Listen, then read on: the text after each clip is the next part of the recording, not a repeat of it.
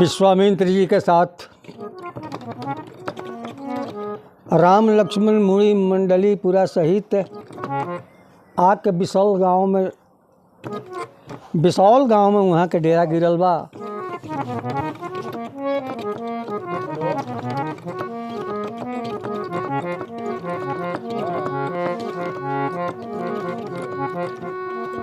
कुछ रात चल गया के बाद गुरु के सेवा सत्कार कैला के बाद सैन्य करतानी भगवान श्री रामचंद्र लक्ष्मण जी। लेकिन सबसे पहले वहाँ के जगह तानी मानस में गोस्वामी जी लिखले बानी, उठऊ लखन निस विगत सुनी हरुण सिखा धुन कान।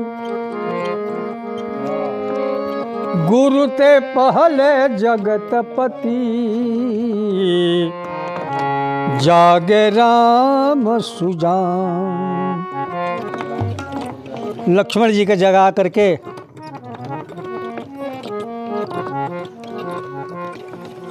भगवान श्री रामचंद्र गुरुदेव के जाकर चरण टिपे लगनी। गुरु जी भी जग जातानी।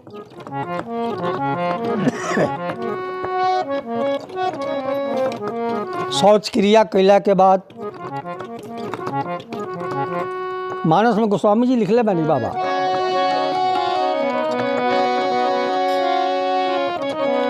सकल शौच करी जाई नहाए रामा हो रामा।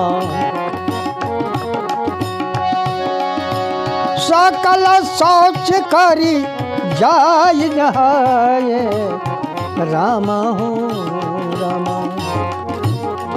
रामा नित निवाही गुरु सिरनाए रामा हो रामा।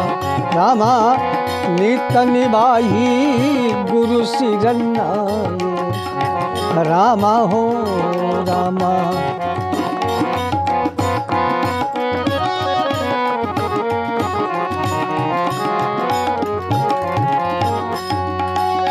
रामा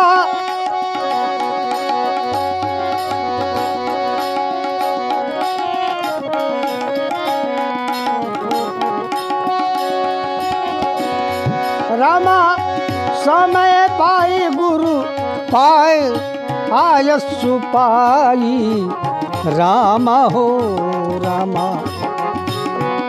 रामा लेना प्रसूना चल दो भाई रामा हो रामा। रामा लेना प्रसून चल दो भाई रामा हो। गुरुदेव का आज्ञा पाकर राम लक्ष्मण दोनों भाई चल दिले बानी राजा जनक जी के फुलवारी में फूल लेबे के वास्ते।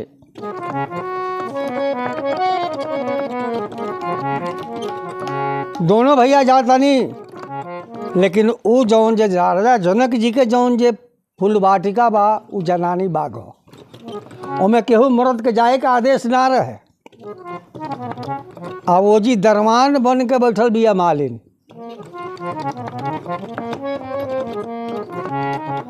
केहू मर्द में प्रवेश नहीं कर सकत। लेकिन राम लक्ष्मण दोनों भाई जब गइल बानी आ यहाँ के रूप के जब देखले बिया तो सब बात भुला गइल बिया। अब नइखे जाए देवे कि जाए देवे के बाटे ई बात ओकरा दिमाग से निकल गइल बा। भगवान से पूछत है, हे बबुआ कहाँ के हई लोगन, कहाँ आइल बानी लोगन, कौन जरूरत बा। प्रभु श्री रामचंद्र अपन पता ठिकाना बताओ तनी, अपना बाबूजी के नाम अपना स्थान बताओ तनी। मलिनिया कहले बिया,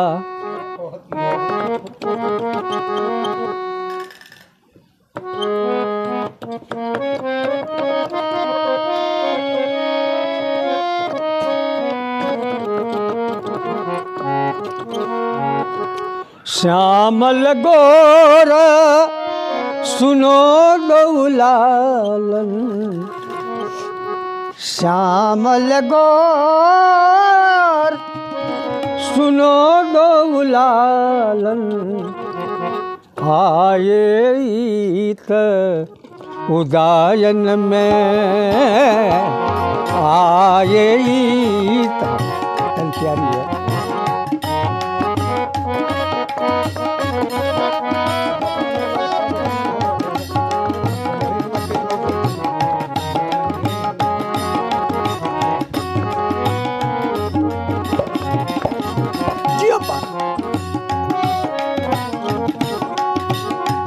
श्यामल गौरा सुनो दौलालन आए ईता उदायन में आए ईता उदायन में। मिथिलेश के बाटी में बिहरो मिथिलेश के बाटी में बिहरो हरि है रऊ दायन में हरि है रऊ दायन में। श्यामल गौर सुनो दौलालन आए तो दायन में।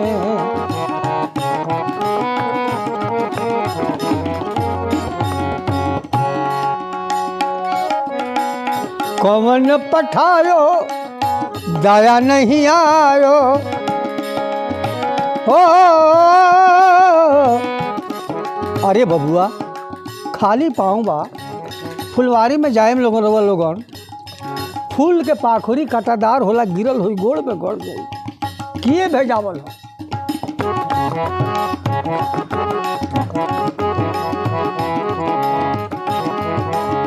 कौन पठायो दया नहीं आयो फूल उतारल उदायन में फूल उतारल उदायन में।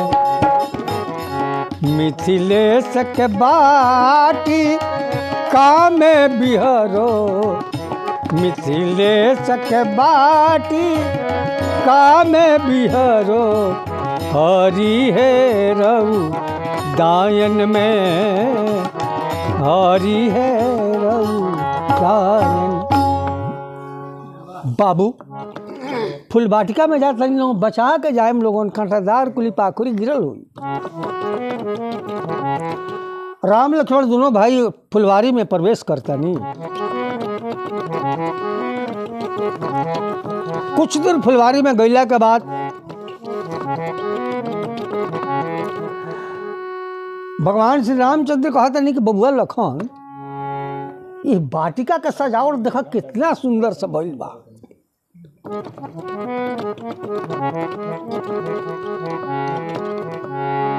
जनक बाग अनुराग बढ़ावत मन ललचावत भाई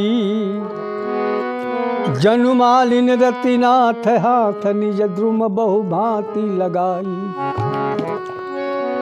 बकुल रसातल माल तरु फर सातूत कदम्बू केला कटहर निबुआ बड़हर सिरफल आदि जम्बू बैर बादाम मुनाका किशमिश इलायची लवंग छोहाड़ा नाशपाती अमरूद नारंगी मुंगिया आदि अनारा बेली चमेली गुलाब दावड़ा चंपायती चटकीले जाही जूही केवड़ा के तकी गुड़हन गेंदा खेले बैर बादाम मुनाका किशमिश इलायची लवंग छोहाड़ा नाशपाती अमरूद नारंगी मुगिया आदि अनारा चातको कोकिल कीर चकोरा करत कलोला मोरा बरन बरन के बिहंग डाल पर नाच रहे करी सोरा।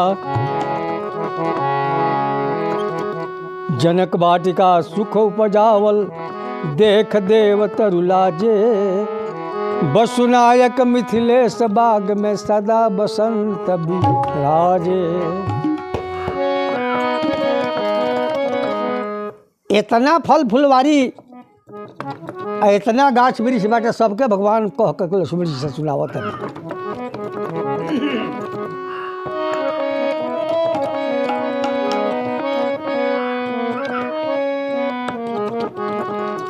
अरे जनक बगनवा में दोनों हो ललनवा,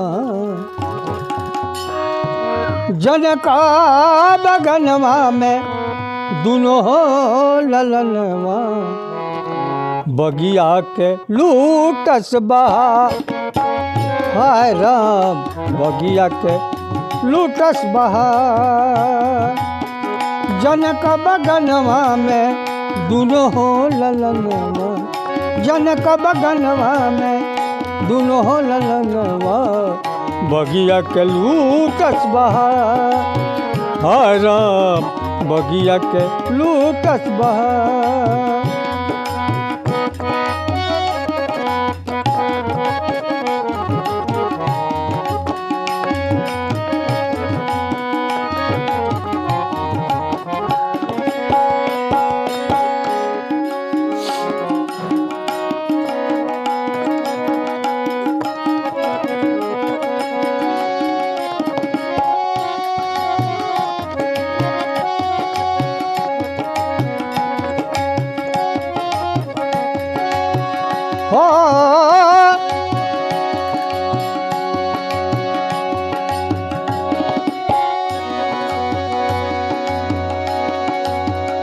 सुन के पपिहा के गीत,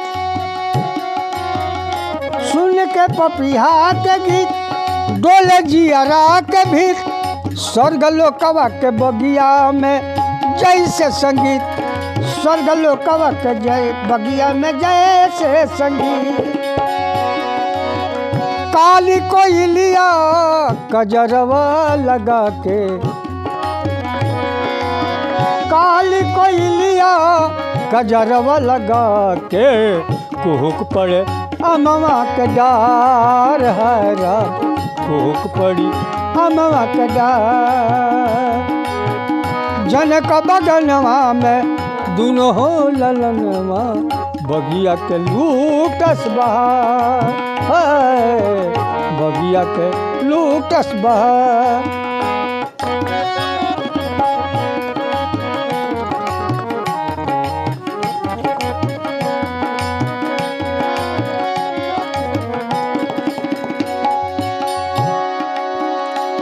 करे भंवरा किलोल रहे, करे भंवरा किलोल रहे, फूलवन पर डोल, निकला गेला बगिया में बिहन के बोल, निकला गेला बगिया में बिहन के डोल, गावे रघुनाथ मन के बगिया सजा के, गावे रघुनाथ मन के बगिया सजा के, गाई गाई लूटस बहा,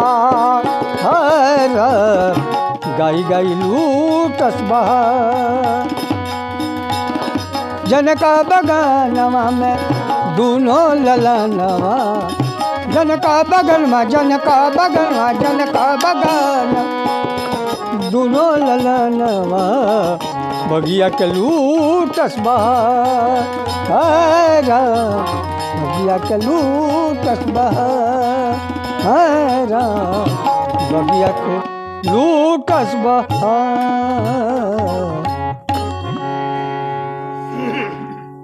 फुलवारी में दोनों भाई विचरण करतनी, आप उपट के प्रशंसा फुलवारी के कर रहल बानी सब। भगवान श्री रामचंद्र कहतनी कि बुढ़ाता की रति देव, कामदेव आकर के यह वाटिका के रचना कैले बारे। आपस में सब दोनों भाई बड़ाई करते हुए आगे कुछ बढ़ल लोग।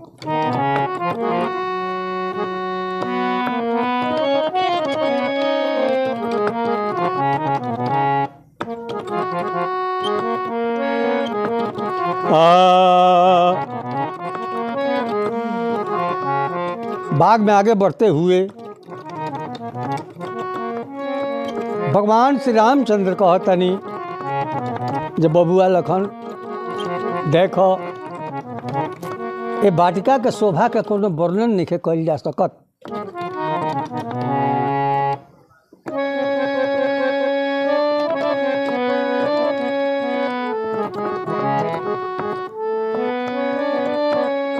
अरे बगिया के अजबे बहार बसंती हो, बगिया के अजबे बहार बसंती बहे बेअरिया हो, बगिया के अजबे बहार बसंती बहे बेअरिया हो।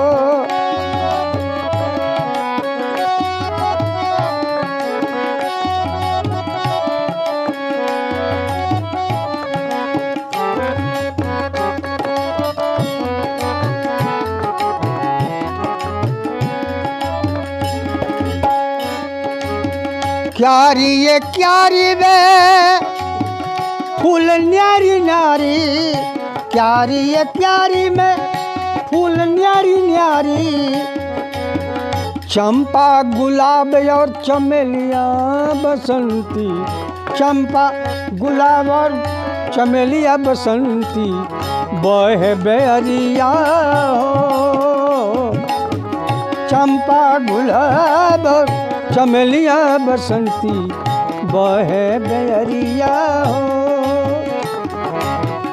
बगिया में अजबे बहार बसंती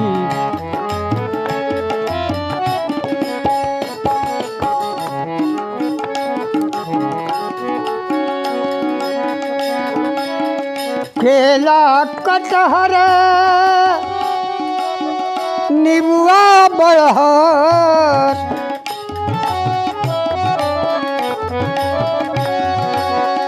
केला कटहर नीबुआ बड़हर, नीबुआ बड़हर नीबुआ बड़हर है, कैसन सिरपाला कैसन सिरपाला झूले अनार बसंती, कैसन सिरपल झूले अनार बसंती बहे बेअरिया हो, कैसन सिरपल और अनार बसंती बहे बेअरिया हो, बगिया के जब बहार बसंती बहे बेअरिया हो, बगिया के जब बहार बसंती बहे बेअरिया हो। प्रशंसा करते हुए दोनों भाई और आगे बढ़नी। लक्ष्मण जी कहते कि भैया देखी हम कितना सुंदर, कैसा बाग बीच में बनो है तड़ागनाथ, मनीषो बनाओ बाट देख मन भावही, बीमल तरंग जल कोमल अनेक रंग, बोलत विहंग भृंग गुंजत सुहावनी, सर के समीप में अनूप गिरिजा के भवन, रूप में सनो है दृग सुख उपजावही, बागो तलाक बसुनाए कपार छवि, सर्वस बिहागिन के बर बस लुभावही। भैया ये बाट के बीच में कितना सुंदर एगो सरोवर बा, देखता नहीं एमे तरह तरह के फूल कुली फुलाइल बा, आई मनी से बनवावल गइल बा एक घाट, कितना सुंदर बटे भैया। जौना राजा के फुलवारी और तालाब इतना सुंदर बा, राजा कैसन हो।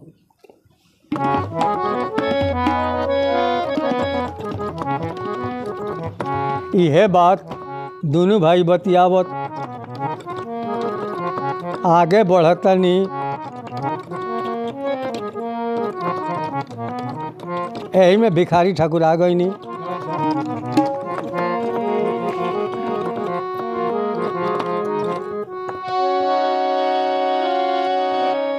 और मिथिला पति के भाग में अति सो पवनवा समीप सरकार।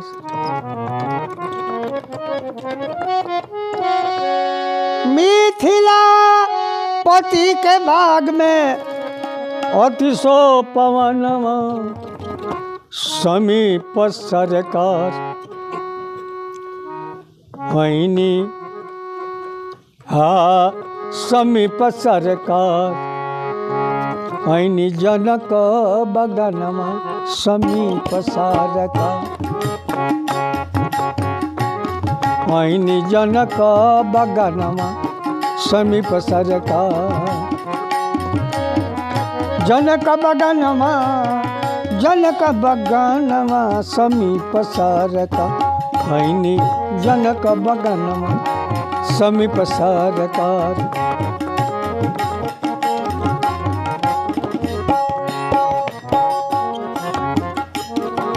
जे कवि बाटे आ जे लेखक बाटे जे ज्ञानी बा अपना अपना तरह से वो वाटिका के प्रशंसा कैले बा।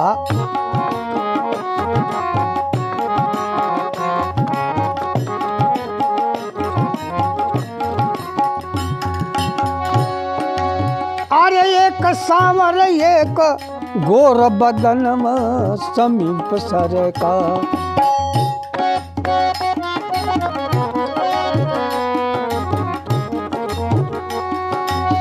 एक सांवर एक गोर बदन समीप सरकार।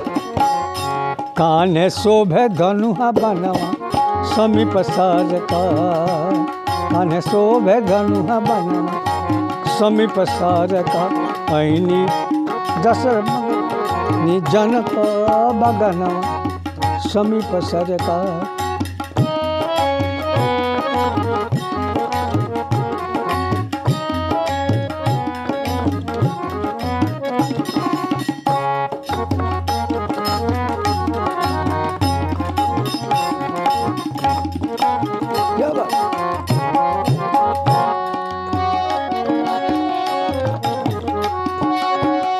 सिया जी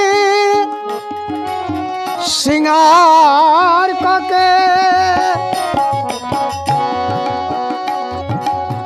सिया जी सिंगार करके सभय भरंगवा समीप सरकार। सिया जी सिंगार करके सभय भरंगवा समीप सरकार। हे समीप सरकार। ऐली गिरिजा पूजा नवास समीप सरकार। ऐली गिरिजा पूजा नवास समीप सरकार।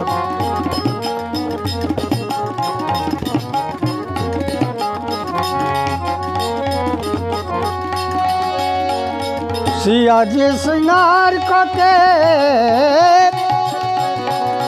सिया जी सिंगार करके सभय भरंगवा समीप सरकार।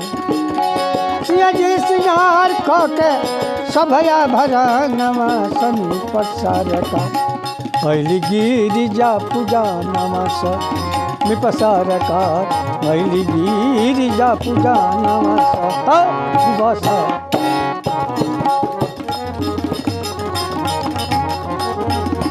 चरण कमल में भिखारी के कथा नवा समीप सरकार।